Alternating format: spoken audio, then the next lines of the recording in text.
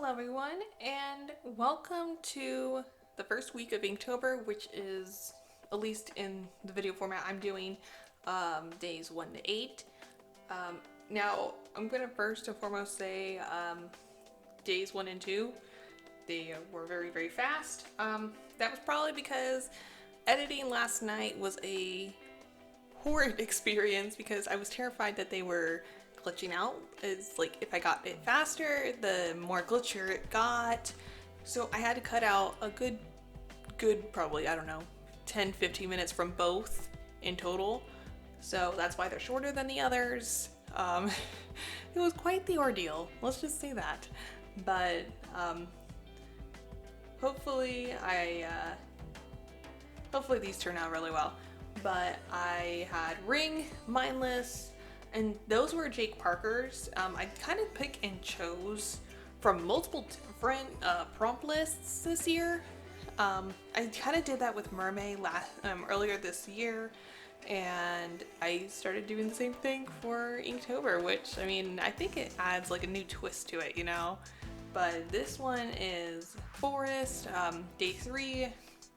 Day 4 is a completely different prompt, like obscure words, and they followed that for an Inktober list, and it's really cool. And then you have, what was it? I went back to like I guess like the forest, natural, like landscape style, I guess, of the prompts, and I just kind of pick and chose. I kind of like a trail mix, you know.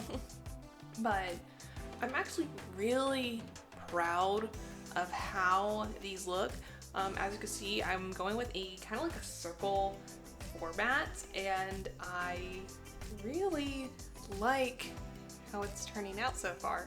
I feel like it gives me enough space to experiment because I don't really have to follow the lines that I created. But at the same time, it's giving me this, you know, this designated space that I have to work around, and I have to try to fill out a certain way. And it's really, best way to describe it, it's really helping me like experiment with like negative space and what do you do with that space and what works and what doesn't.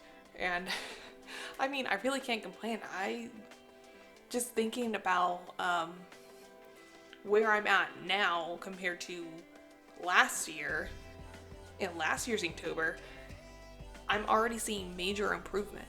I mean, I think I'm already seeing major improvement compared to Mermaid earlier this year. And I'm just like really happy.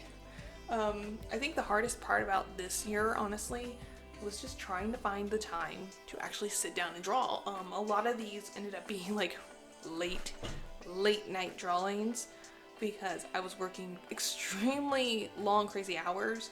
I kind of talked about that on my most recent post on Instagram. I was just working a lot. I was working like crazy hours every day, and it's still crazy, work is, but it's still busy. But I think it's at the point where I can find where I can work around, and that's all that matters. As long as you're doing it and you're doing it every day, or you're just practicing your trade, or you're just following your passion like that, I don't think there's anything wrong with it. Like, I'm still drawing every day. I'm still trying to find a way to draw every day.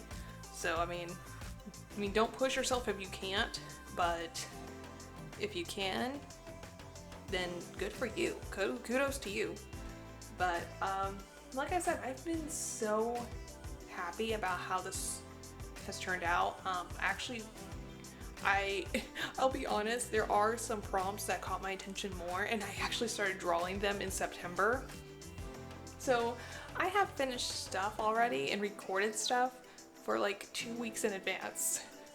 Now, not all of 2 weeks in advance, I just have like this random day 2 weeks in advance.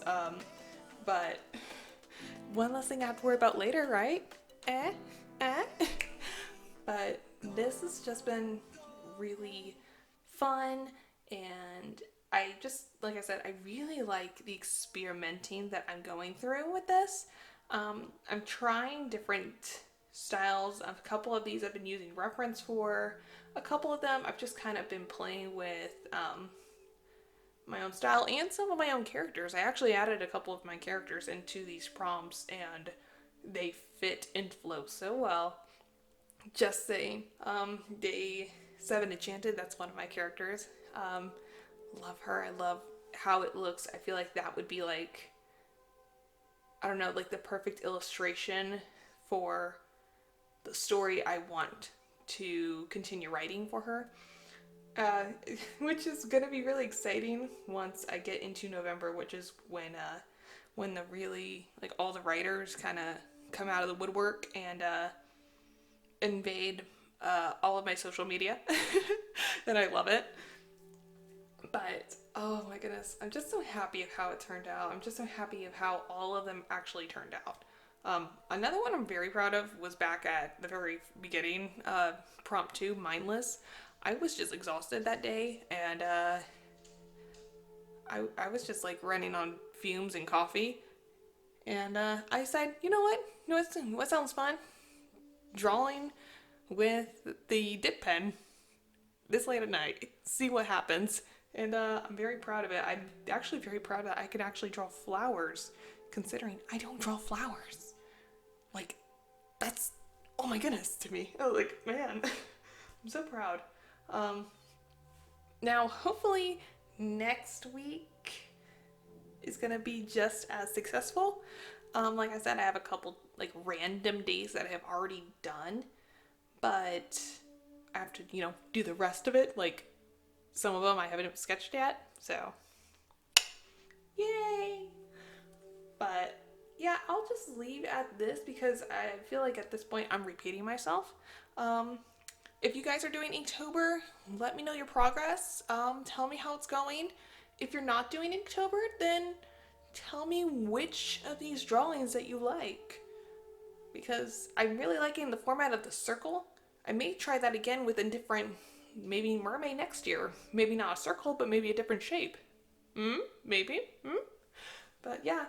But thank you guys so much for watching this video. I know the videos are kind of few and far between at this point, but I'm going to try to be more consistent once we get closer to, after Inktober and we start hitting, November, December. And hopefully I may even have videos, at least my goal, to have videos planned out for next year, or at least some videos. So yeah, wish me luck on that. But thank you guys so much, and I will leave you. Goodbye. Until next time. I don't know what I'm doing, just bye.